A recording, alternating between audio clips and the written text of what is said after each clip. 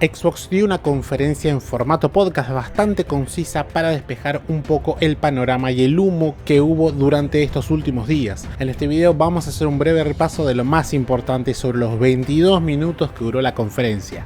¿Están listos? Comencemos.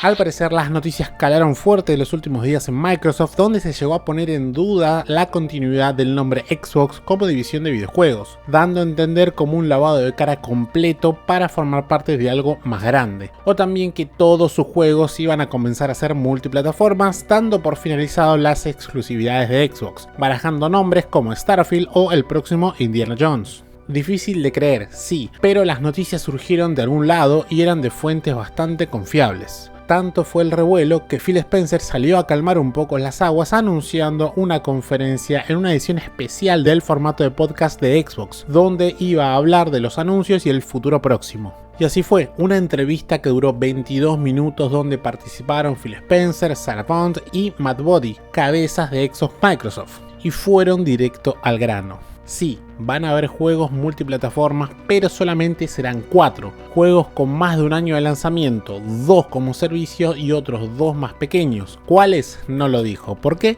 No hay por qué, pero fue así, solamente 4 juegos. Aunque medios como The Verge ya dieron la lista de los posibles juegos que coinciden con la mayoría de predicciones que todo el mundo está dando, siendo los juegos como servicio Sea of Thieves, Grounded y los otros 2 Hi-Fi Rush y Pentiment. Esto borra por completo el rumor de que Starfield o el nuevo Indiana Jones serían vistos en la PlayStation 5, quedando solamente en el ecosistema de Xbox. De hecho, la palabra más repetida en el podcast fue sin lugar a dudas la palabra crecimiento seguido de necesario. Por ejemplo, es necesario crear un lugar para albergar a la mayor cantidad de usuarios, tener un crecimiento sostenido pensando en la salud a largo plazo de Xbox, dijo Phil Spencer. Es más, cree firmemente que en los próximos 5 o 10 años los juegos exclusivos vinculados a un solo hardware o a una sola consola van a verse reducidos considerablemente, no a desaparecer, pero que definitivamente eso va a cambiar.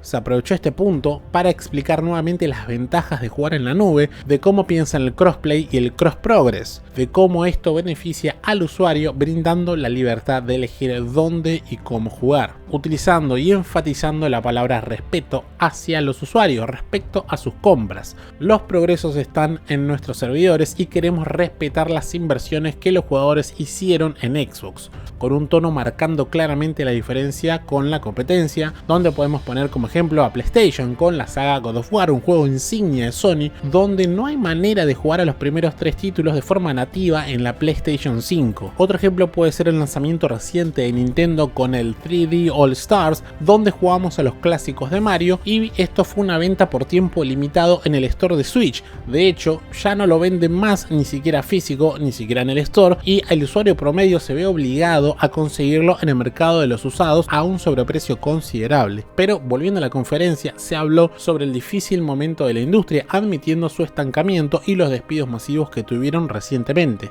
Es por eso que el enfoque es macro, siempre se habló por fuera de Xbox como hardware. De hecho, Sarah dijo, donde haya una pantalla hay una Xbox, dándonos a entender que Xbox es todo, algo que ya sabemos hace tiempo, pero no quisieron dejar dudas diciendo que no van a dejar de hacer hardware. Tenemos novedades interesantes sobre el hardware para estas navidades, donde todo indica que muy probablemente sea una nueva portátil en camino. Concluyendo, tenemos la hoja de ruta para la próxima generación, y como no importa dónde decían jugar, la experiencia definitiva siempre va a ser en una consola de Xbox. Por otro lado, dieron la cifra de 34 millones de usuarios activos en Game Pass, dato que Xbox no suele tirar libremente, esto acompañado de la llegada del Diablo 4 para el 28 de marzo, y aclarando que los juegos siguen siendo día 1 a través de Game Pass y que Game Pass no va a estar en otras plataformas, ya que el servicio podrá ser utilizado dentro del ecosistema de Xbox. También se habló de que hay al menos 10 juegos exclusivos pensados para los próximos años